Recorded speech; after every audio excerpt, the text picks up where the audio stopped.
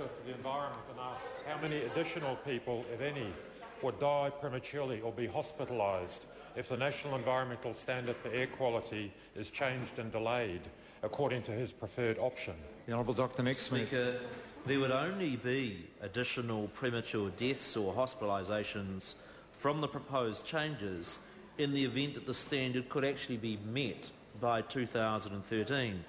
But I am advised that there will not be met in 10 airsheds covering 1.6 million New Zealanders.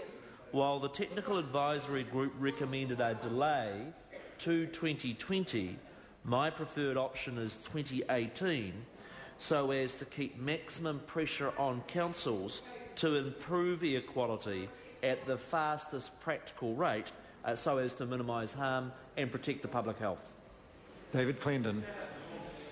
Can the Minister confirm that if he enforced the standard as planned in 2013, that he could save 482 lives, as noted in the NZIER report that he has previously cited? Honourable Dr. Nick Smith. No, the member is incorrect for this reason.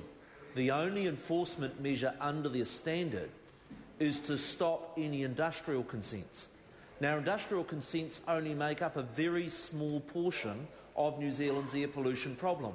The bulk of Air New Zealand's pollution problem is cars in Auckland, and the vast bulk of our centres where air quality is poor, it is home fires. That is why this government has substantially ramped up the amount that we are spending to help convert home fires to cleaner heat technologies, and the decisions to improve the standards for motor vehicles so that we can reduce pollution from that source. David Clendon. Is the Minister concerned that children under 5 years of old living in areas with high particulate pollution are more than twice as likely to be hospitalised with a respiratory condition? And how many children would need to be at risk for him to uphold the standards in 2013? The Honourable Dr. Nick Smith. Speaker, it's not a matter of upholding the standard. It's a matter of the advice that they are not going to be met. And so the member's opposite. The member interjects was the government for 9 years in which little progress was made in improving air quality, and I'm very proud of the fact that in last year's budget we committed tens of millions of dollars to help the actual practical impact of improving air quality by converting home heaters and by putting regulations in place to make our cars cleaner. Nicky Wagner. Thank you, Mr. Speaker. To the Minister of the Environment, what perverse incentives are there under the existing air quality standards that make them unworkable? The Honourable Dr. Nick Smith. Mr. Speaker, the key penalty in the existing standard is that no new or renewal of an industrial consent can be issued if an area is non-complying by 2013.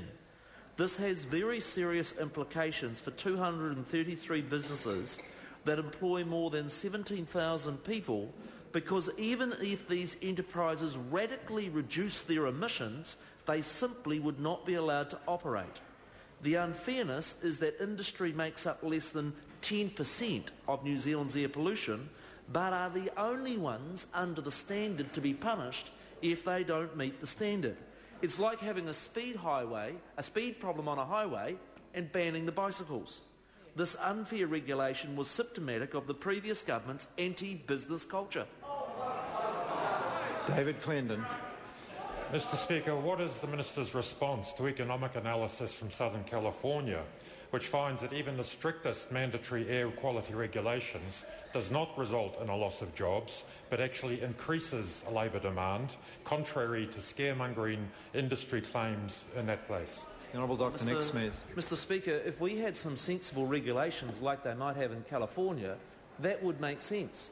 But the regulation we have at the moment only puts a penalty on industry when all the research shows that our primary problem of air pollution, particularly in the South Island, is from home heating systems, open fires, old log fires, and that's why this government is putting some serious money into helping change those heaters so the air will be clearer. Nicky Wagner. To the Minister in the Environment, what practical steps has this government taken that will improve air quality? The Honourable Dr Nick Smith. Mr Speaker, the government has spent more in 18 months on improving air quality than what the previous government spent in 9 years. The $340 million package that was announced in last year's budgets provides practical grants so that people can convert their dirty heating systems, open fires and the like, in those air catchments to cleaner systems, and that is exactly the sort of thing we need to do if we're actually to clean up New Zealand's air and improve those standards. David Clendon. Mr Speaker, what evidence does the Minister have or analysis that supports the claim by self-interested industry players here that regulations would result in the loss of hundreds of jobs?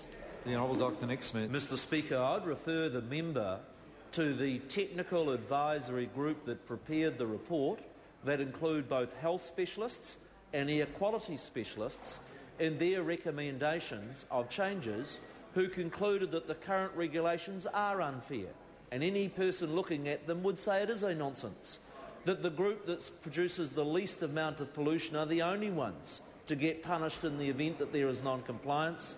I'd also note that the government has actually taken a firmer line in terms of meeting the standards than was recommended by that technical advisory group, for the very reason that we want to make as rapid a possible progress to clean up New Zealand's air. David Clendon.